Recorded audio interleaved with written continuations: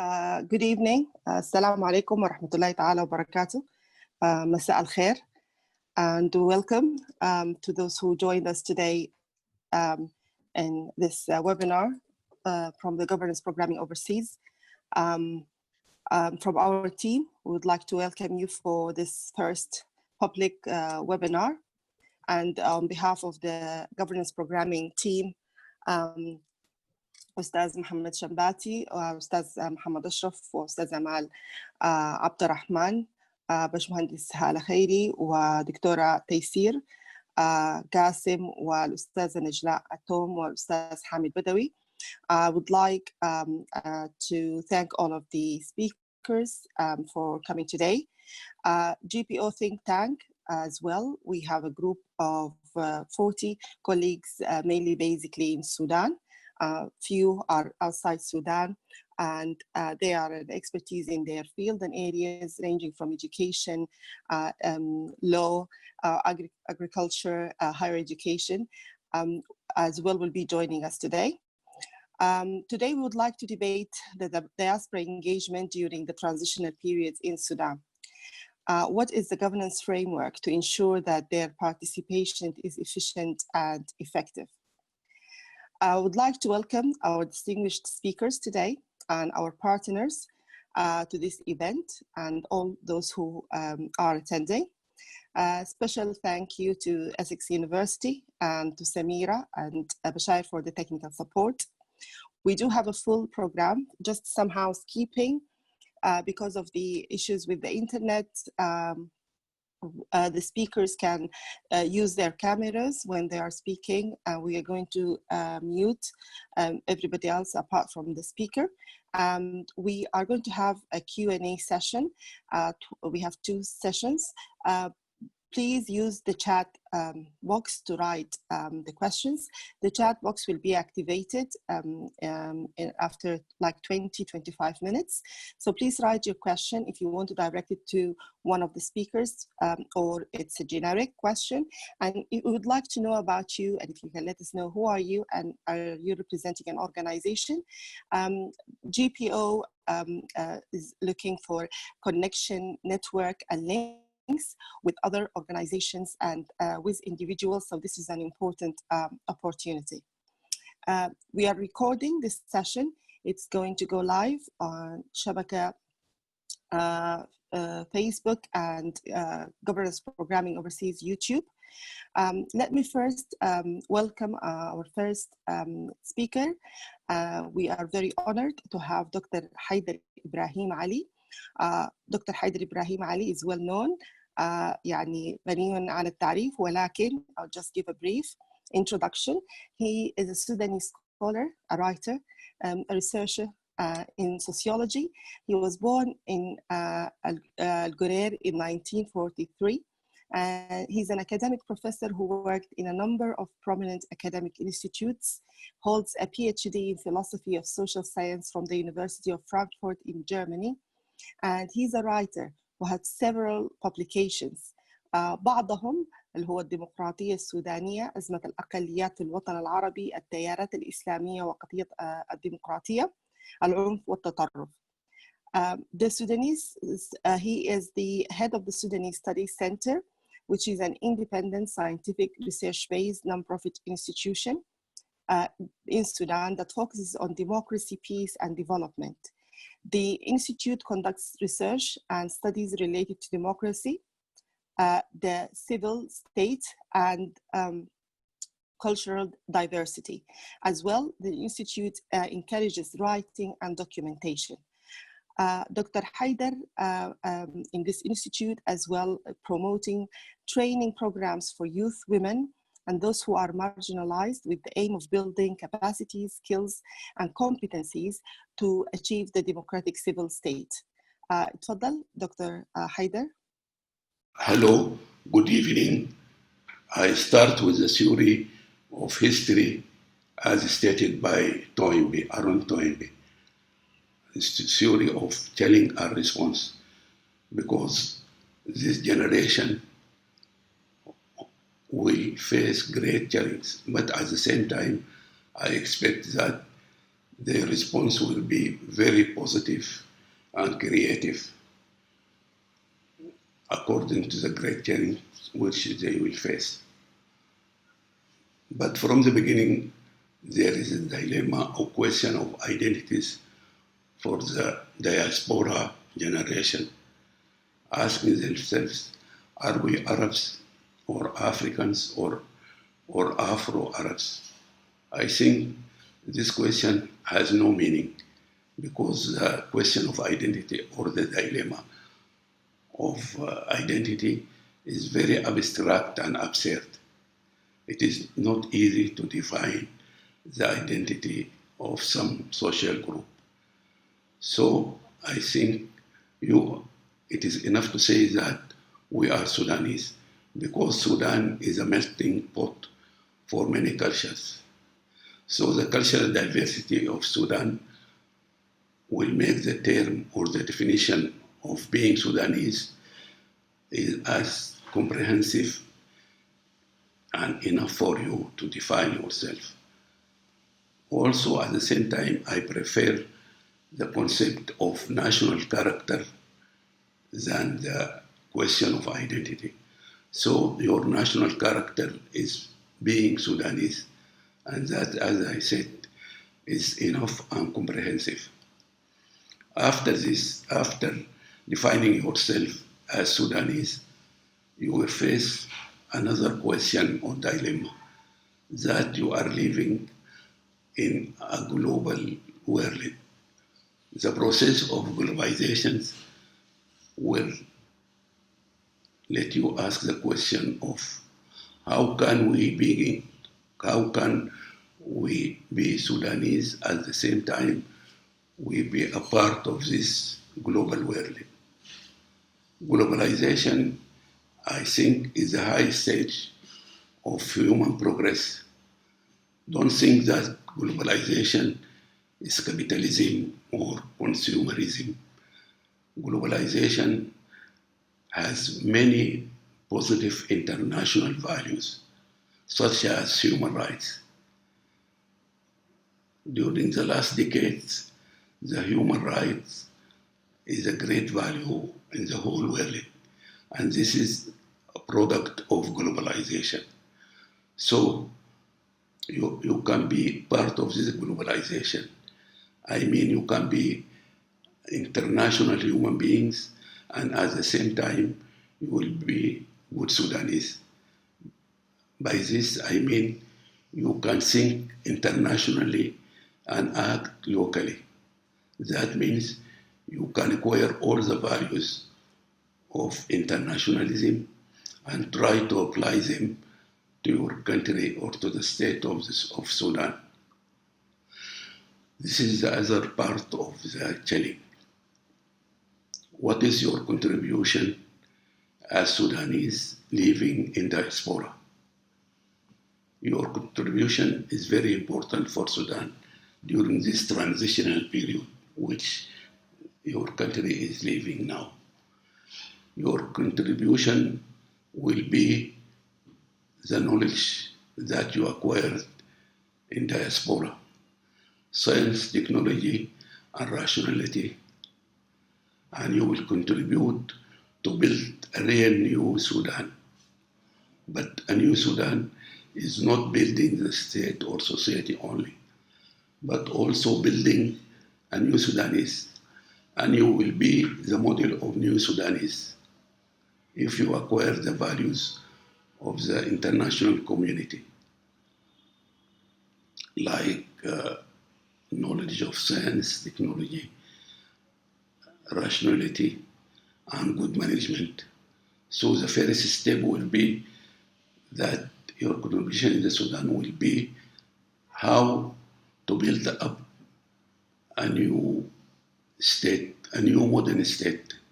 But a new modern state needs a modern Sudanese. You are a modern Sudanese or new Sudanese. A new Sudanese. So you will be a model for the new Sudan. Or you will be a kind of ideal type of new Sudanese. So this is a great challenge. And I think you will be able to tackle this great challenge. Our generation sometimes accuse you that you have no experience, but your experience is different from our experience. As the poet Khalil Gibran says, your children are not your children, they are children of life and nature. So you are children of new life and you have new experiences which we don't have. For example, now I am sitting to record this speech for you. I asked the help of my daughter Andira to help me because she has good idea about technology, internet and so on. I have a good idea to read books and write books, but I have no good idea about technology.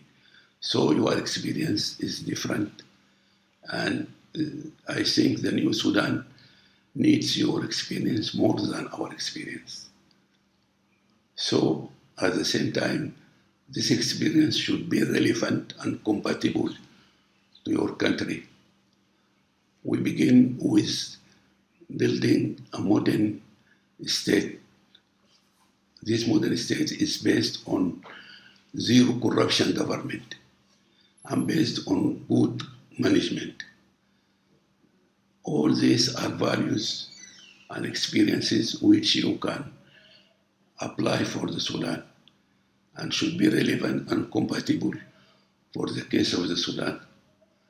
That means you have to know many information about the Sudan, about the human resources, material resources, about the different geographical regions of the Sudan. And also, I think you have to build up a kind of Sudanese civil society in diaspora, because the Sudanese civil society in Sudan or the local civil society in Sudan is getting traditional and inactive. And I think building a civil society in diaspora will be very useful for the Sudan in the future. In conclusion, you have to be optimistic and you have to have a will to achieve everything for your country. I conclude with the slogans of the Youth Revolution of 1968 in Germany and France. It was like this: Sei realist, verlang das Unmögliche, or be realist and demand what is impossible. Because there is nothing called impossible, as Napoleon said before. Also, this slogan can be translated to Arabic, as we have in Tobet, in Sudanese poet, a poet who said, لو سرقت أسرق جمل ولو عشقت أعشق قمر.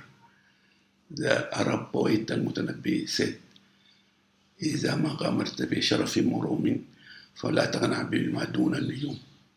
This is called for you to be optimist and have a sense of sacrifice and the will to achieve every good and creative and positive for your country. And I think you have the ability and the knowledge to change Sudan into a real new Sudan.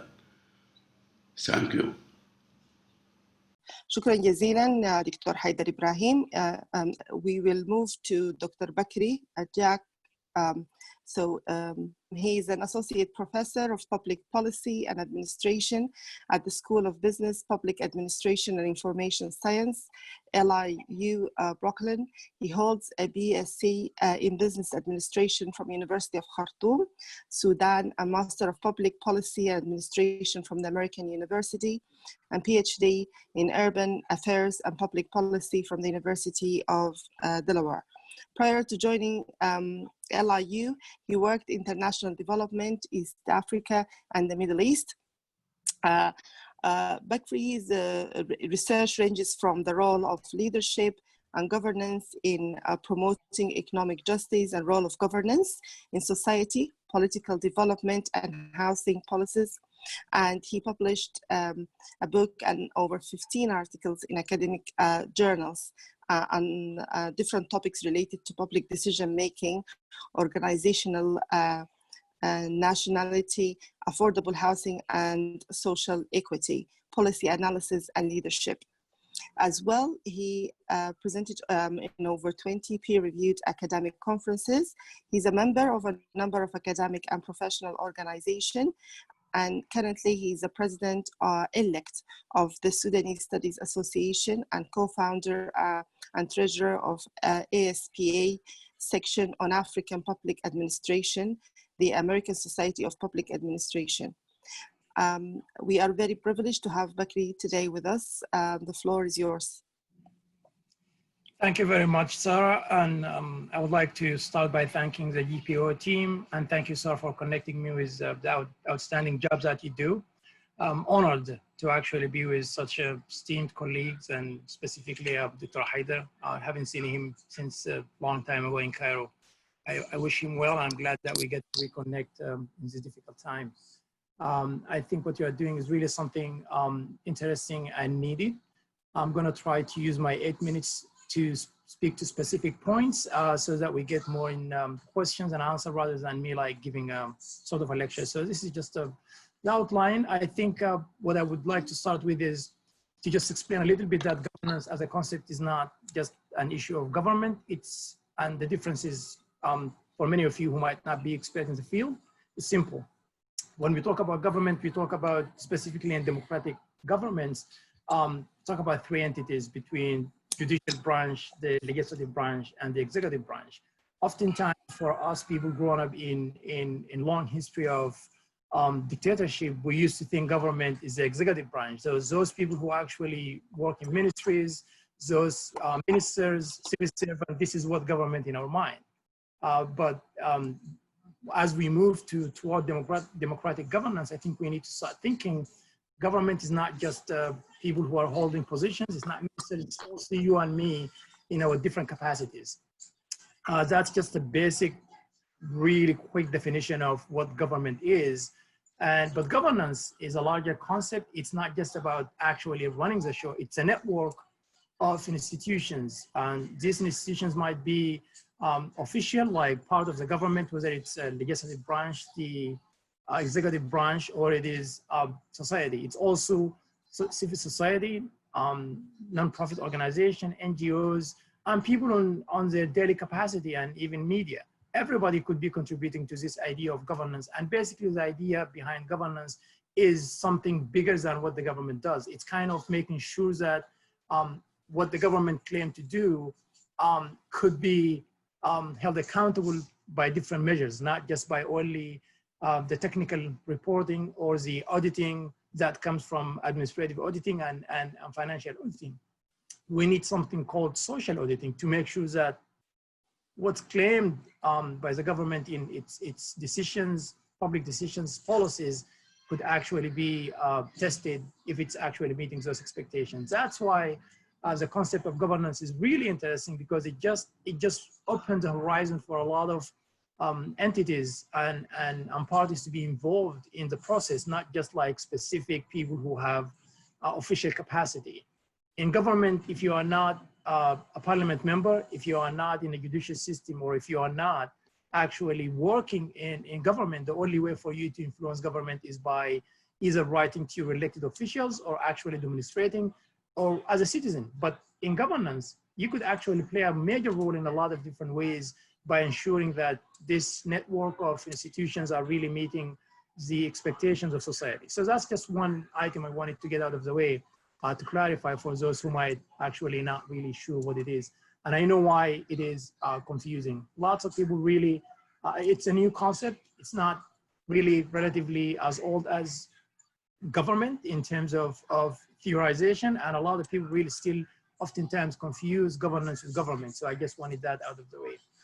The second point that I really want to talk about is diaspora. And I think this is a really this is a very interesting time in the history of Sudan for a lot of reasons, not just what we have seen to be an amazing, unexpected, completely civil, peaceful resilience, lasted for 30 years. And to be honest, it is one of the most difficult things to expect people to be peaceful again. It's one of the most brutal government that we have ever experienced in our time.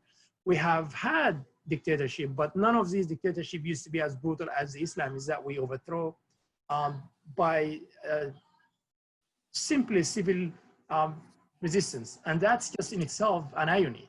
Like the most brutal force is made by the most peaceful way, and it won. Even though we tried to, you know, in the last 30 years, there have been multiple attempts to actually carry arms and fight this government.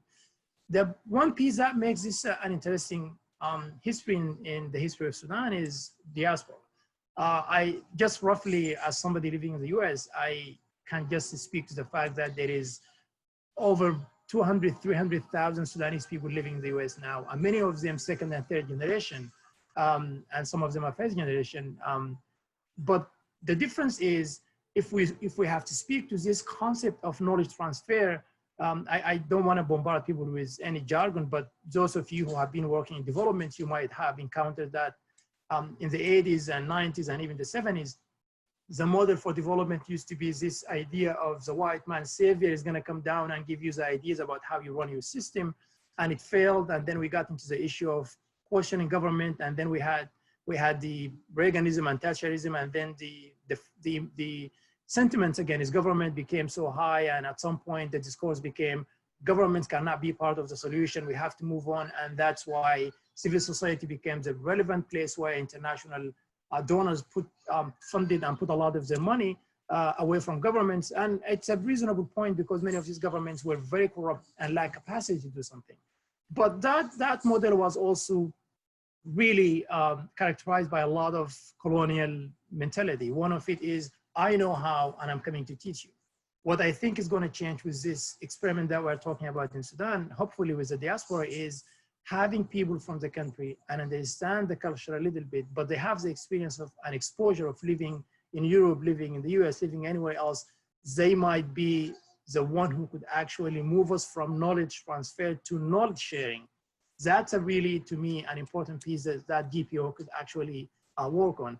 I know there are some changes in modalities in development, but I would argue largely really nothing has changed up to this moment. There are some pieces of hope here and there, but the larger approach is still the same dominant technical assistance and knowledge transfer rather than knowledge sharing. The second piece within that I would like to talk about is, talking about different ways to do this. And that will take me to the adaptation. There is modalities. I think what this GPO is trying to do is to find ways of engaging Sudanese in diaspora in doing something in Sudan, but there are different ways of doing this.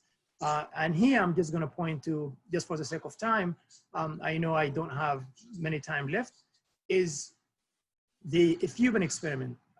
There is a group here in the US based in Los Angeles, and I would be more than happy to connect some of you with what they do. They really started this idea of something similar to the birthright movement. For those of you who don't know what birthright is, it's people born from Jewish tradition in the United States do have the right to go and visit Israel, paid for by large Jewish donations, as a way of connecting them to their country or the historical place where their ancestors used to live. That's the idea. What the Ethiopian experiment is doing is finding a lot of young second generation Ethiopian American who really wanted to be involved and knowing the country.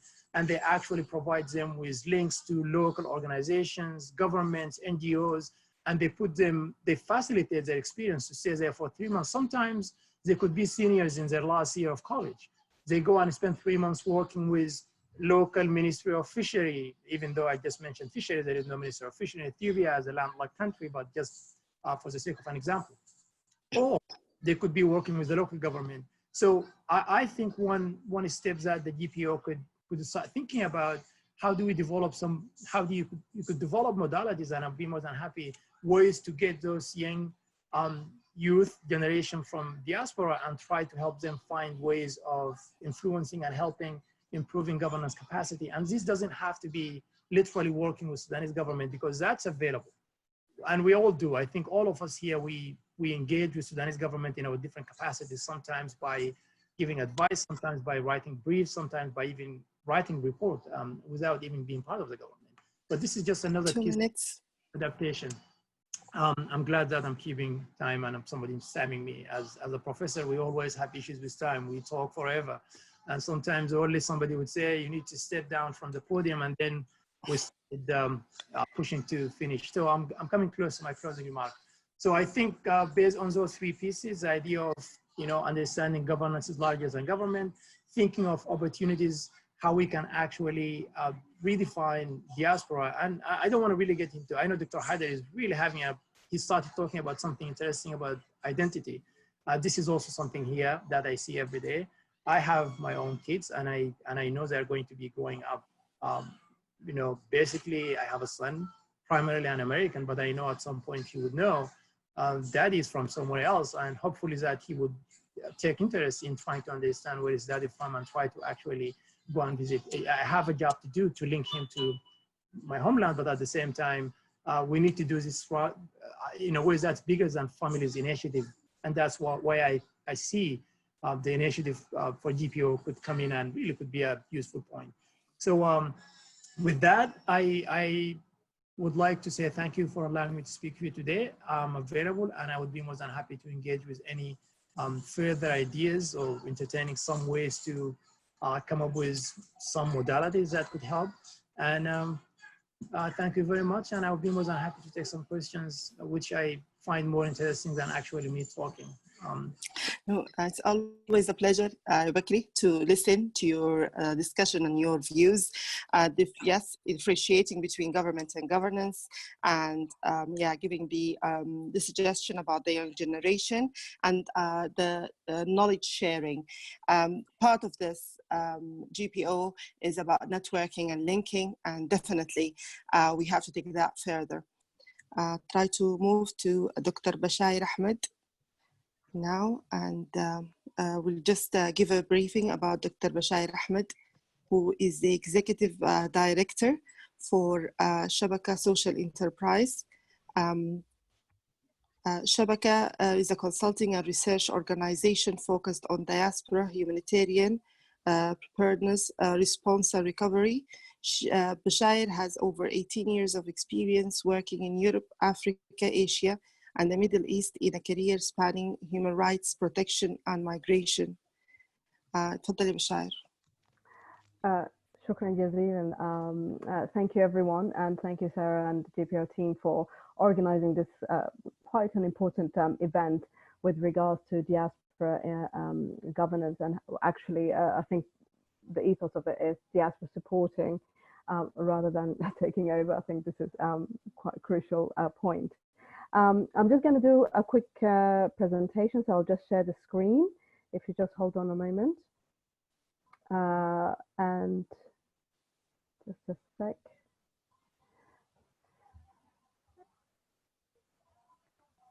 Okay, so essentially just wanted to run through the specifics of what I'm going to be talking about. So just kind of giving the bigger picture, really.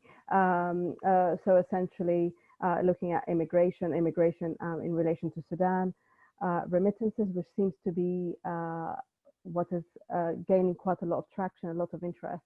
The current framework in terms of diaspora engagement in Sudan, and recommendations to really kind of what can we do in terms of next steps. So it's not just going to be discussions, but really action points. The first point is with regards to the immigration data. So this is kind of just an overview. I'm not going to run through the numbers, but to just give you an idea of the current challenges facing Sudan, but also the importance of migrants in that sense. So I think one of the things that's quite really stands out from this data is you have a really young population of about 50, under 15, it's about 40%. something that we tend to sometimes overlook is we're talking only about Sudanese outside of Sudan, but we're not talking enough about what's happening to those who have migrants or refugees in Sudan itself. So I think this is something to kind of take into account, because if we're going to be looking at remittances coming into Sudan is not just from Sudanese or those of Sudanese origin, but from other communities as well. So there is that kind of relationship. It's not a term I tend to usually like to use, but it's a transit country as well. So this is kind of an important hub in terms of immigration from and immigration to and immigration through. And this is something to kind of consider when we're talking about diaspora governance as well. And immigration from Sudan. I think sometimes when people talk about diasporas, they're kind of focusing more in the rich, maybe global north, but we also kind of look at those who actually require protection. So those who have refugee status or seeking asylum or who are in a precarious situation. So you do have this kind of double-edged sword. So you have diasporas who can provide it and those who actually need the protection as well. So you have the largest numbers going to South Sudan. You have Saudi Arabia, so the population in the Gulf is quite large. And I think this is something maybe we can discuss later at the Q&A in terms of what's happening in terms of the response to COVID, the essentially the economic crisis hitting the world because of the various restrictions as well. How is that going to be impacting on Sudanese migrants and diasporas? Another point to kind of look at is with regards to remittances, and I think this is something to consider. So global remittances, looking globally is quite large, but because of the COVID pandemic and the shutdown related to it, there's going to be about 23% approximate reduction in that area. So, and this is actually quite a considerable pot also for Sudan, because just looking at official channels, there's different data on that. So it's varying between, as you saw, the IOM data and then the World Bank and the EU, the European Union Diaspora Facility. So it ranges between 400 and 500 million. And I think this is probably a very conservative estimate to what the actual figures are in terms of remittances. This kind of takes me to the next point, which is about what is the framing of engaging with diasporas. So you have the Secretariat of Sudanese working abroad, Jahaz al-Mukhtarabin. So I think some of the Sudanese who are probably in this chat had different experiences with it, but also there's a lot of changes kind of underway. And this, I wanted to kind of bring a quote that came from the 2020 General Framework for the Program of the Transitional Government, recognizing that a critical role for diaspora. So building that trust, because that has to some for a number of years has been not in the best of terms, really, to put it mildly. But also kind of recognize what the capabilities from abroad. You have a lot of initiatives happening in the diaspora.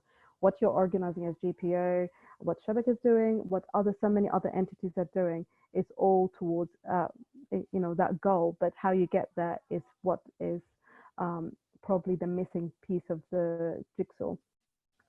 And I think this is when we can look at how and the processes of that diaspora, the diaspora capital. What is everyone is looking at? I would say most of the time, most of the policies and the focus has been on the financial capital.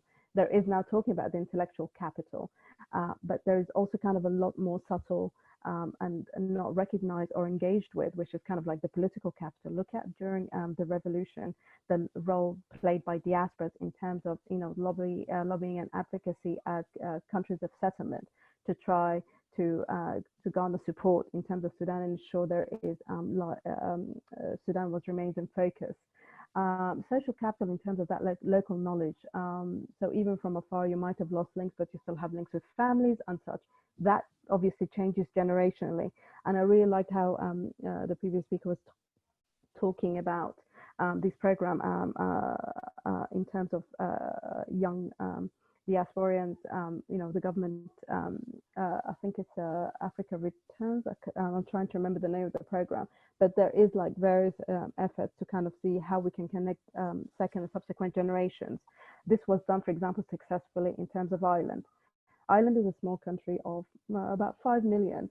However, those who espouse to have some Irish heritage is about 70, 80 million. So you could imagine the interest, and they have played a really critical role during the financial crisis of 2008 in terms of helping Ireland to actually withstand the stress of that. That skills and knowledge transfer, again, this needs systems in place. You can, call or drop an email support. That's very difficult. How am I doing for time, by the way? Who's the timekeeper? 2 minutes. Okay, excellent. Thank you. But also time volunteering, what does that look like? I will leave this slide. We can, I'm more than happy to kind of like share it later on and make it available. But also to kind of recognize diasporas is not just saying, as I mentioned about diversity, about the needs, those who might need protection and those who can provide it. Issues of diversity generationally in terms of religion, geographically, and all of that. So all this needs to be taken into account. But what I wanted to kind of really get to the gist of this is we need to have transparent and accessible framework for diaspora engagement. So it's all good that we can have a discussion, the ways and nuances, but there needs to be leadership from the Sudanese government to ensure there is a strong policy in place to facilitate that. I know there has been over the past year discussions about, diaspora investments, how would that look like? But when you do it, different ministries doing it at different places differently, it really loses because essentially if anyone wants to kind of contribute, a second generation who might not speak Arabic, want to contribute, how can they do it? Mafi wasta, there needs to be systems in place. So unless there is an actual policy in place to ensure that engagement, to facilitate that engagement, I think is very difficult to move on. And also, just also a note in terms of building trust, I think there needs to be a lot more work and outreach. As the Secretariat of Sudanese working abroad did, like webinars have been outreaching to the communities in the States, UK, and I think this is really positive, and I think that needs to continue and to do that. Targeted communications, people need to know what's happening and how they can support.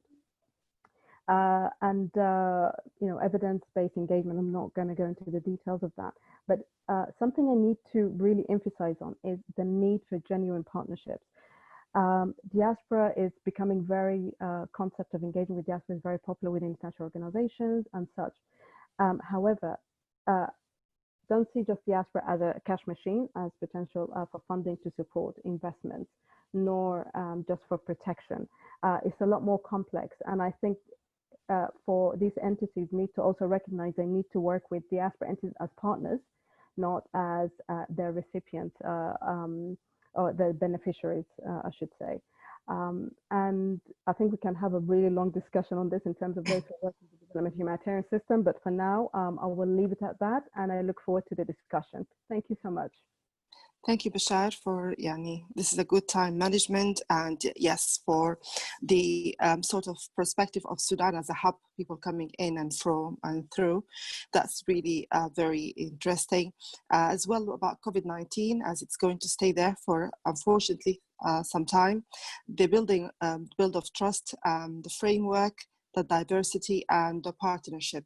I just want to make sure that Dr. Haider Ibrahim is still with us in case in the Q&A, most probably there will be some questions that Dr. Haider will be able to answer, but we will be moving to Iman, see how are things, Iman in Sudan. Hopefully the connection will be lucky better than in Cairo.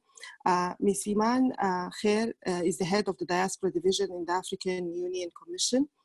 Iman navigates African diaspora for development discourse by focusing on the riches that the diaspora offer in the political, social, and economic spaces in both countries of origin and destination. She provides advice and support to the African Union and AU member states on the effective diaspora engagement, and she works to establish the sixth region of Africa, its diaspora, by establishing, enabling, and growing a network of diaspora partnership capable of effecting change on the continent.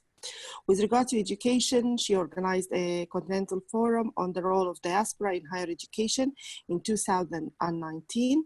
She is a founder of the Interfaith Dialogue on Violent, IDOV, program was utilize the power of dialogue, youth, and creativity in preventing violent extremism. Ms. Khair comes with over 10 years of experience working with various UN agencies, peacekeeping operation, and she as well in the electoral assistance, conflict resolution, research and international development. Iman, the floor is yours. Thank you so much, Sarah, for this amazing introduction. And good afternoon, everyone. And thank you, JPO, for organizing this amazing event. Like Bashar, I'll be sharing a screen of my presentation. Right. So my presentation is divided into 4 main parts. The first part will speak about the AU, the journey of the African Union with regards to the diaspora. The second part will speak about implementing a diaspora strategy in Sudan. Bashar has touched upon a lot of the content in there. The third part will speak about some of the low-hanging fruit that we already have and some of the lessons learned that we have, and finally ending with a call for action. So the first thing about the diaspora engagement is about the African Union. So before the African Union in 1964, it was created as the Organization of the African Unity. At that time, it was a union of different governments with one goal, to fight colonization and apartheid. But when they did that in 1999, when they wanted to create a new constitution, and a constitution that looked at development, peace and security, they realized that it cannot be just the governments that would engage in such a constitution. And they then decided that it has to be a people-centered union. So the African Union within its constitution speaks about a people-centered union, which is a partnership between the people and the African Union. But when we think about it, like, who are these people? So part of them, everybody who is on the continent is called civil society, just to make things simple, and everybody who's outside the continent are called the diaspora. But then they wanted to really think about how do they define the diaspora in a better way. And here you have to think of the aspect of context. The continent of Africa had for a long time the slave trade. So in the definition, they wanted to make sure that everybody of African origin who, regardless of what citizenship they have or hold, would like to be engaged with the continent are considered an African diaspora that the AU welcomes. But they had to go a step after that to create what you call a diaspora strategy through the Global African Diaspora Summit and Declaration. Basically, it's a 3-part strategy that speaks about the political engagement, the social engagement, and the economic engagement. These 3 spheres are important because we need to know that we don't have one diaspora, and diaspora's aspirations are not the same. Some have political aspirations, some have economic and social, and it's also had legacy projects. I thought it was important to speak about this history for one important reason, because in every country, before they start engaging the diaspora, there usually happens an event. In Rwanda, it was the genocide. After Ebola, Liberia and Sierra Leone engaged their diaspora because they realized what the diaspora has done. In Sudan, and what we're doing now is happening after the December Revolution. We're doing it because the diaspora had such a massive role when it came to this revolution that took place, whether economically or politically, and they felt that they wanted to be part of what will happen in these coming years. We have to say that, you know, the engagement of the diaspora, and I think Bashar touched upon this briefly, is it started really early from the early 70s, and we are one of these countries that had engagement of migration and diaspora for a long time. But we had challenges. Basically, in 1989, we have the Secretariat of the Sudanese working abroad, but it had a few challenges. The main challenge is they did not have a strategy. So it depended on the vision of the Secretary General of the Secretariat of Sudanese working abroad. And unfortunately, the Secretary General was changed so frequently that it was very hard to have a consistent vision for a number of years. There was another challenge, which is a financial challenge. That can be ironic because a lot of people think of the Secretariat of Sudanese working abroad, particularly the diaspora in the Gulf, that it is a machine that takes their money, but financially, the Secretariat of Sudanese working abroad gets their funding every year from the Ministry of Finance, and that makes it run like a project.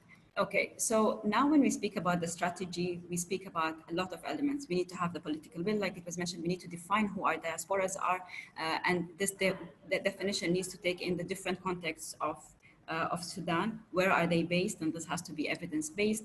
And of course, when we speak about the political, social, and economic, we need to think of this as a two-way engagement. It is not how the diaspora are supporting Sudan, but it's also how Sudan wants to support their diasporas abroad. And the part of the building, trust, capacity building, and M&E are part of what comes after you roll out a strategy. Now we have low-hanging fruits that we usually speak about, and I don't want to speak about these ideas. Happy to speak about them in the Q&A, but I wanted to speak about the two most spoken about issues. But before that, I wanted, in yellow, I have these three parts. The first thing is the migration bias. It seems that every time we create these low-hanging fruits or project, we look at the skilled and we don't look at the low skilled. That's always a challenge, because when we look at the data of Sudan, the majority of the diasporas, the majority of people who migrate from Sudan, if you group the doctors and the engineers and the professors, they don't compare to those who leave Sudan to work in low-skilled jobs. And those people who work in these low-skilled jobs are continuous remitters and are people who are very engaged with Sudan just as much. And we speak about the Sudan of today in 2020, we need people of all fields, starting from the different vocations up until the most scientific aspects. So this migration bias is something that we always need to think about because we're engaging with all Sudanese. The second thing is the aspect of sustainability. Most of the time, most of the projects that are created do not have sustainability in mind, or sustainability comes in as an afterthought. I'll speak about this in examples when I speak about the two most utilized projects. Lastly is the technology aspect. I think COVID has taught us that we can't do without technology. So the diaspora living in the UK and the US, etc., had a lot of challenges with COVID because of the technology aspect and the technology orientation. How do you think people in Sudan are doing? They're doing, it's much worse here. And during the lockdown, or what was tried to impose the lockdown, it was very hard for people who did not use technology to be able to do their things in that way. So technology is another aspect that we always need to instill. So the most two spoken about projects are social remittance or knowledge transfer. We're familiar with the IOM's return of qualified nationals and the top 10 project, but these things require and I don't want to speak about the projects because most of us know them, but there are three things that I would like to caution from. One is communication, and again, Bashar has spoken about that. We need to communicate with the entity that, or the different Sudanese people, to let them understand why we're bringing in the diaspora. Because if we don't do that, they're usually the first line of defense that will make the project fail. Imagine if you are going as a doctor to a hospital where everybody there is upset because they're bringing you through the UNDP or through whatever entity to support them, but they feel like you have left the country and now you're getting extra acknowledgement. So that aspect of communication and dialoguing with people who are in Sudan is very important. The second thing is the cultural orientation and reorientation. Usually, if you go to a new country, you must have an orientation about how we behave culturally. A lot of the diaspora who've left the country for such a long time tend to come back and not really understand everything. They usually, they tend to say things that, are meant in such a good manner, where things in the UK don't work in this way, or things in the UAE don't work in this way. And what happens when you say that one sentence is that you block the person in front of you. So again, this cultural reorientation is a must before any of these diasporas would return home. The last thing, and specifically because we are speaking about a lot of ministries and the need for civil servants, a lot of the diasporas have this expertise. But it's important that in this Sudan now, when we speak about this transitional government, that whoever wants to work in these ministries as a civil servant, to support a civil servant, must have the political savviness. The second project that they usually speak about is the economic, the remittances, the investment and development or humanitarian funds. I won't speak about the investment funds because most people don't discuss them. They speak about the humanitarian funds. However, here I would like to say a few things. One, usually the importance of the projects that not make out a call for the diaspora to support, but make out a call for the diaspora to support a specific, clear project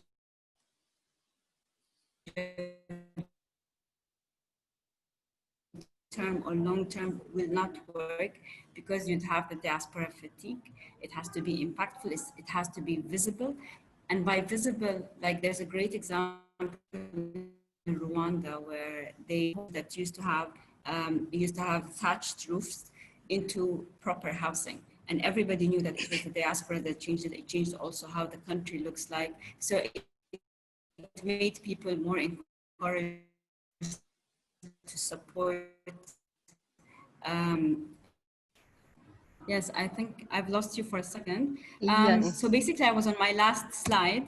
And the one thing that's my call for action would be is, one, the importance of creating a diaspora strategy.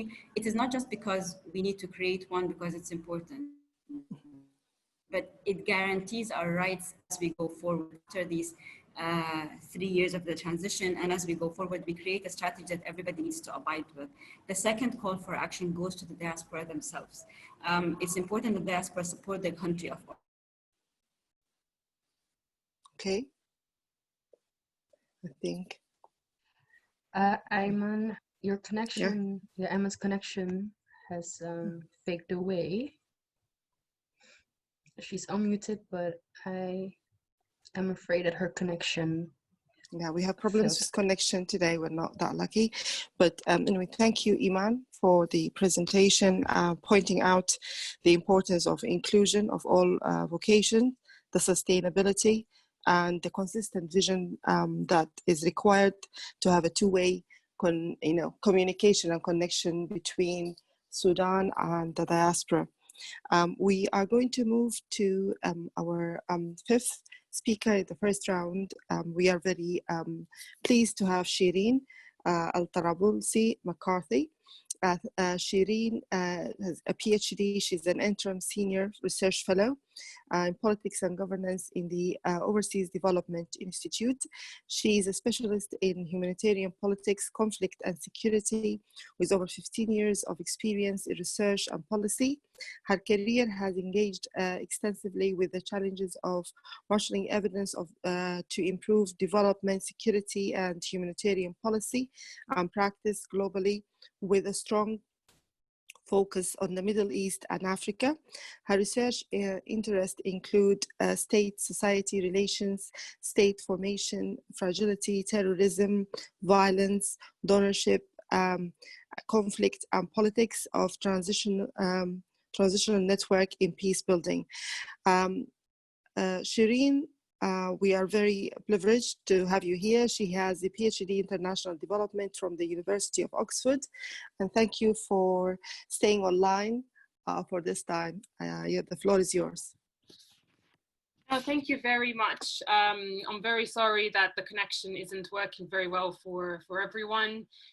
And thank you to the governance program overseas for inviting me to speak about really a difficult topic. It's one of the most, I think it's one of those topics that I've been grappling with for a while now. The issues related to recovery and reconstruction in countries that are going through transitions, and Sudan being one of them. And what I'm going to do is basically, I'm going to offer some reflections based on the work that ODI has been doing on governance and on recovery and reconstruction more broadly. And then hopefully there'll be space in the Q&A to get to engage more with the participants. So let me start off with, why is it important to talk about engaging the diaspora in recovery and reconstruction? And particularly, why is it important to focus on governance? And I think my fellow panelists have already addressed a number of issues related to economic recovery, that they are essential to they are an economic asset, they provide remittances to the country, that they are a political and social asset as well. And so they are necessary to social recovery, or the social recovery aspects of recovery and reconstruction.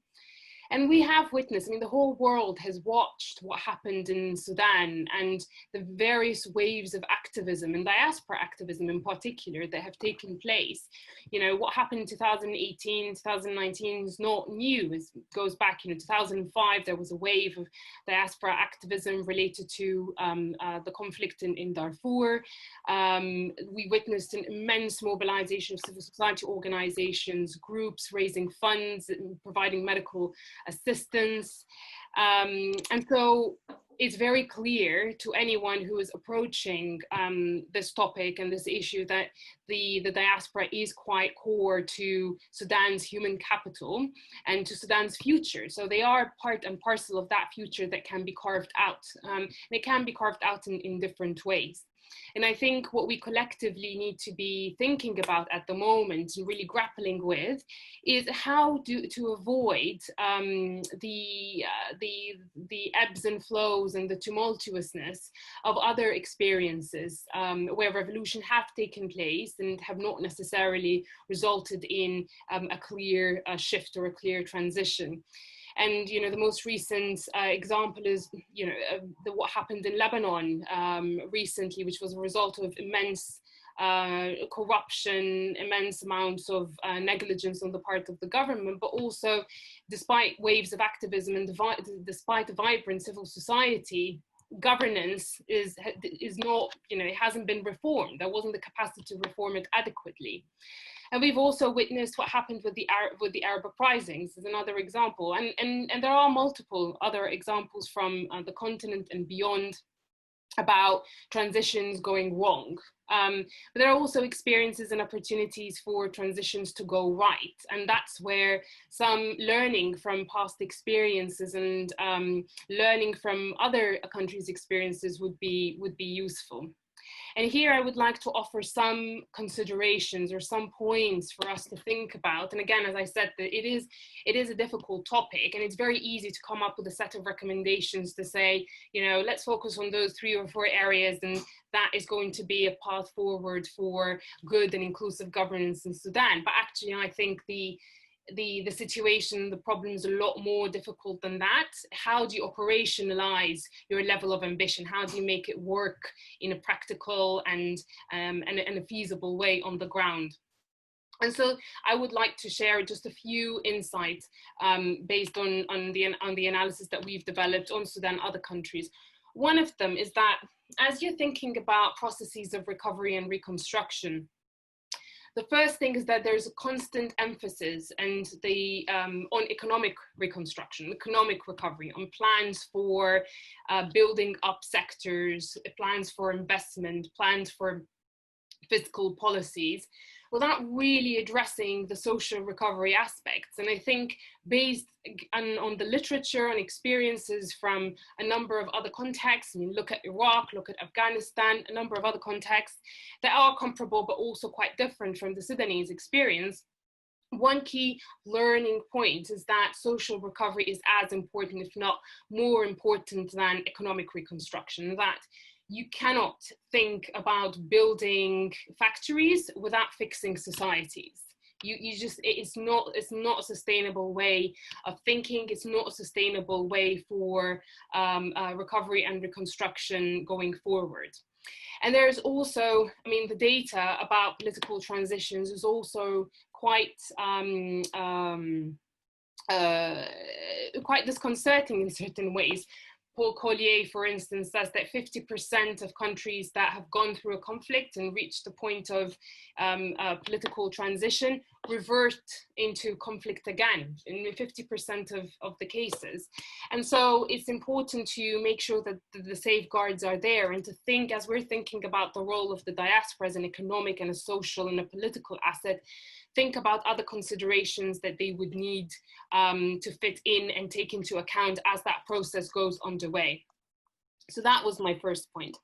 The second point, which also chimes very well with what the other panelists have also mentioned, which is that as you're thinking about diaspora engagement in processes of recovery and reconstruction, this needs to be driven and informed by very strong awareness of the local political economy. And it just cannot be divorced from that. And one problem that a lot of international actors and regional actors fall into is that they immediately, you know, go to a number of what we call the star activists or star civil society organizations, delegate to them a few tasks or a few issues that they'd like them to attend to, and think of this as a way for engaging in a process of recovery. Well, actually, it doesn't work. It hasn't worked in the past. It's not working in the present, and it's not going to work in the future. And the only way you can make it work is by having a very strong understanding of what are the local power dynamics. When you think about engaging local authorities, for example, what are the already existing local power dynamics and power configurations that are there, and just make sure that you're not co-opting negative power dynamics. Our recent research on Yemen clearly demonstrated that one major fault of international humanitarian engagement in Yemen has been that even as they were trying to provide humanitarian assistance, they did it in a way that co-opted very negative power dynamics at the local level, which resulted in certain instances in more harm than good. And so that is a very important consideration to take into account. And also taking into consideration the subnational level. So looking at Khartoum or looking at urban central areas is just not going to work. There's a need to think about a strategy that is truly and genuinely inclusive, that takes into account, just first identifies critically what are the marginalized communities, and marginalized not necessarily from an ethno-political dimension, but also in terms of age, in terms of gender, in terms of sexual orientation, in terms of their capacity to access resources. And so there are many considerations there that they need to be taken into account, and those need to form the core of a strategy. The third point that I also want to bring up is that even as we think about economic reconstruction, thinking about it at the macro level is important, but it needs to also take into account microeconomic policies, and thinking again at the macro and micro levels. So macroeconomic recovery would only happen through microeconomic strategies. And then finally, which is the big elephant in the room, and in my perspective, one of the most difficult things to establish in a sustainable way in a society is inclusive and accountable governance. And the track record of countries who've made those transitions is quite, and frankly, it is quite tenuous. And I think part of it is to look backwards and try to understand and unpack what are the problems, what is the history and the baggage that comes with bad governance, with nepotism, wasta, which was mentioned earlier, but also avoid a situation where you move into forms of what I call opportunistic governance, which is a situation where in order to legitimize or create social capital as an authority, you provide services, you try to provide some form of governance in an opportunistic way in order to assert authority, rather than to assert a certain set of values that that society becomes part of, and that is inclusive again of the marginalized. And I think this is another important distinction to be made. Our research on the case of Yemen showed that what is happening recently is what you call a scramble for governance. Everybody wants to initiate a new model of governance, and it's not necessarily for a unified, to establish a unified or coherent model of governance. It is more about asserting authorities. And so a lot more, I think, probing needs to happen in order to understand, how do you engage diaspora in a way whereby you're not promoting those an opportunistic model of governance or something that is ad hoc and not long-term or sustainable. So what are the ideas or pathways forward for Sudan's diaspora? One one idea is that it's important to be inclusive, which again came clear from the revolutions. It's very important to be inclusive of the digital generation, which is not necessarily just youth. And I think it's important for us to think about, I mean, I think the UN definition of youth puts it up to what, 25 or 30. The majority, a lot of people who participate in the revolution might be older than 30, you know, but they're not youthful as per the definition, but they are key actors on the ground. And so I call it's important to integrate the digital generation, people who are linked, who have been out there, who've been active, and key change makers on the ground, and ensure that they are included in the process of shaping that path to recovery and reconstruction. And so the GPO can play a role in that, in kind of networking across the diaspora and giving them the opportunity on the platform to think together about how best to shape this process of recovery and reconstruction. What are the priorities from their perspective? How do you grapple with the difficult issues of identities? How do you grapple with difficult issues related to this, addressing at the subnational level and not just the national level? The other point, which is, and I think I've crossed the time limit, but just one final point, which is, I think one thing that just resonated with me about Sudan in particular was a quote by a professor at the American University in Cairo, who said that, you know, peace is about changing the power structures, right? It is not about the silence of the fighting on the ground. It is about the changing the power configurations. And I think when you think about governance and you think about engaging the diaspora, those are the questions that you need to be grappling with. How do you change the power structures in a meaningful and genuine way so that you are actually empowering people who are going to be, who hold Sudan's future, who are going to be inclusive and promote sustainable and inclusive governance, and not, you know, not a return to the former tokenistic way of working and the former corrupt regime. So I will leave it at that, and hopefully there will be another opportunity in the Q&A. And thank you very much again for the opportunity. Thank you very much, Shireen. This is a very powerful contribution, and obviously you have the background of the research and what has been going around, and we are here to benchmark, and GPO depends on research and evidence base.